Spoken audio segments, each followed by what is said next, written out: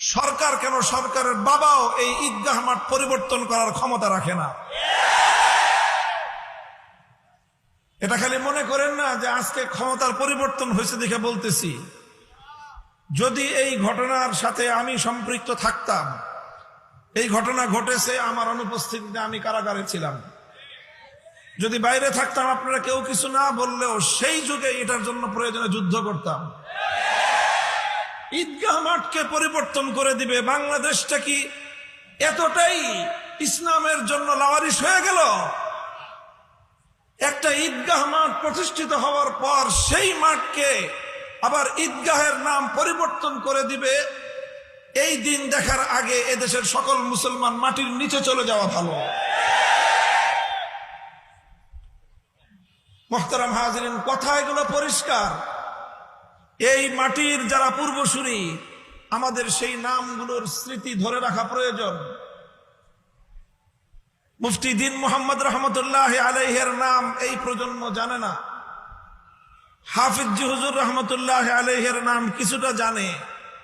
শামসুল হক ফরিদপুরি সদর সাহেব হুজুর রহমতুল্লাহ আলাইহির সাথে ওই এলাকার মানুষের এখন আর খুব বেশি পরিচয় নাই।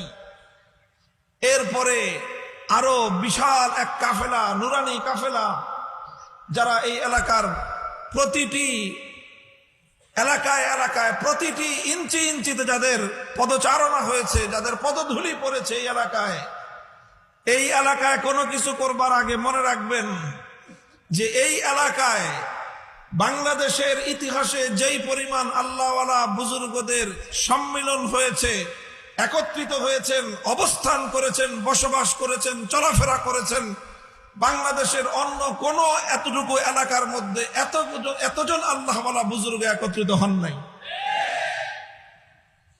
আমরা দেখেছি সেই দৃশ্য।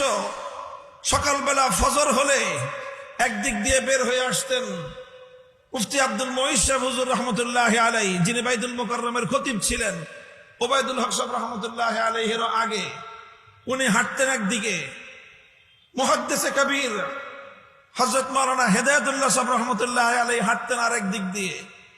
ওই দিক দিয়ে খতিব ওবায়দুল হক সাহেব রহমতুল্লাহ আলাইহি বের হইতেন আজিমপুর থেকে। ওদিক দিয়ে কিল্লার মোড় থেকে হাফিজ হুজুর রহমতুল্লাহ আলাইহি কখনো ওই চিপা রাস্তা দিয়ে লালবাগে আসতেন, কখনো এই কিল্লার মোড় থেকে এদিক দিয়ে ঘুরে গোরে শহীদ মাজার হয়ে, চান্তরা মসজিদ হয়ে, ছাতিয়ালা মসজিদ হয়ে এখান দিয়ে লালবাগে যেতেন। এই সব দৃশ্য আমাদের চোখে দেখা।